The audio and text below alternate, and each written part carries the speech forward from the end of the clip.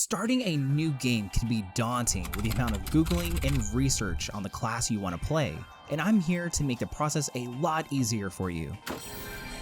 To note, this is targeted for the newer PSO2 players excited about the Western release, so I'm going to be briefing the 9 standard classes with more advanced class guides in the future. Now, what's amazing about PSO2 is you're not bound to one single class, and by simply talking to B, the class counter attendant, you can change your class at any time, even right from the start.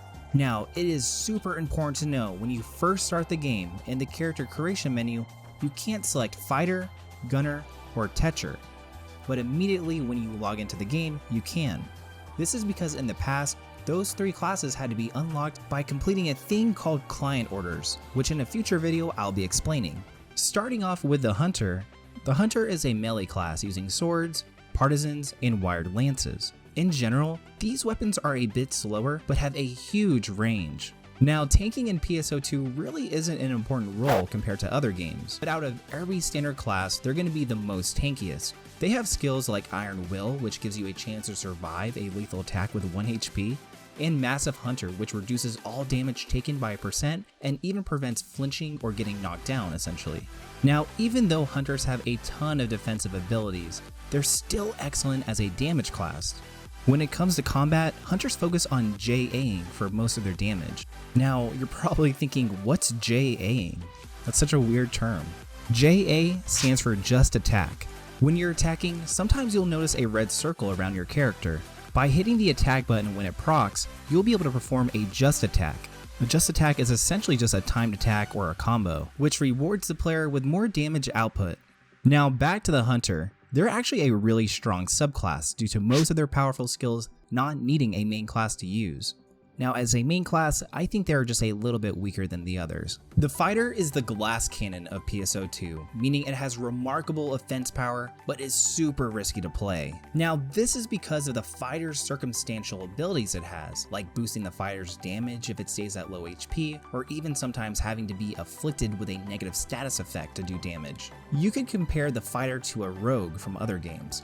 The Fighter is going to be the best main class for S-Attack focused builds. Being S-Attack is what PSO2 uses to calculate melee damage. They use Twin Daggers, which is strong for single target damage and even stabilizes you in the air, Knuckles for strong single targets on the ground, which is a little slower but still powerful, and Double Sabers for strong AoE, doing cool things just like this whirlwind attack here. The Ranger, of course, is a ranged class. They are one of the most important classes in the game, especially for boss killing. This is because of their damage enhancing skill, Weak Bullet. Now, Weak Bullet marks a spot on the enemy as a weak point.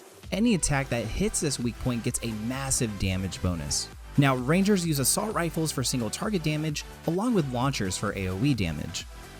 The Gunner is a ranged class, focusing on mobile, close-ranged combat. They have several skills which grant damage bonuses for fighting at point-blank range, while also offering survivability with stylish rolls, granting the Gunner with invulnerability. Now, Gunners only use one weapon, which is the twin machine guns. Because of this, Gunners actually lack AoE, but make up for it with their strong single target damage, notably Chain Trigger, which provides a massive damage multiplier after a long chain of regular attacks. Now, due to AoE lacking, players could opt for weapons that aren't gunner specific to patch the hole, like launchers or gun slashes. Force is a damage focused tech class. In PSO2, tech is just a fancy word for mana or magic. Think of Force as a spellcaster or a mage. Now, I would say Force is one of the more challenging classes in the game, with an emphasis of understanding damage modifiers, movement with such little utility, and needing multiple weapons with different elements to be at their best.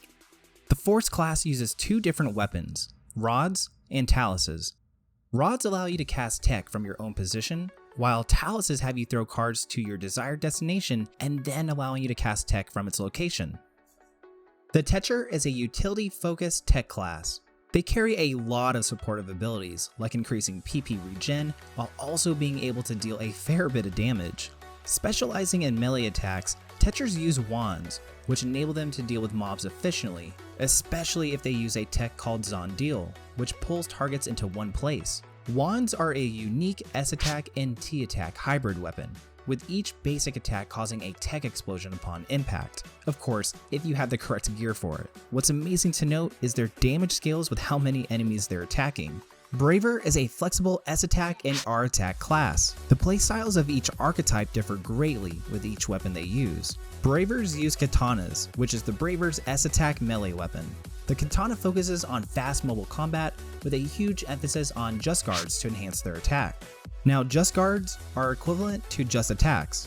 Instead of this time, you're doing a time block instead. Bravers also have a very safe playstyle due to combat escape, giving them 20 seconds of invulnerability during katana combat. However, adversely, this puts them on the weaker side on the scale of melee weapons. The bow is the R-attack weapon for the Braver. Killing mobs with a bow is fairly weak, but it excels in boss killing, with a heavy focus on burst damage. The Bouncer is an S-attack and T-attack hybrid class that uses two different weapons, jet boots and dual blades. Respectively, they both have two very different playstyles. Though this class is a hybrid, most players tend to specialize in one weapon type. Jet boots are more inclined towards AoE compared to dual blades, but still manage to do boss killing quite well. This playstyle also focuses on exploiting your enemy's elemental weakness through elemental stance, giving you the ability to change your element. Dual blades have high and sustainable single target DPS, with the help of photon blades for most of their damage. Combined with photon blade fever, you can seriously pack some crazy DPS. The Summoner is a pet class that was added in episode 4.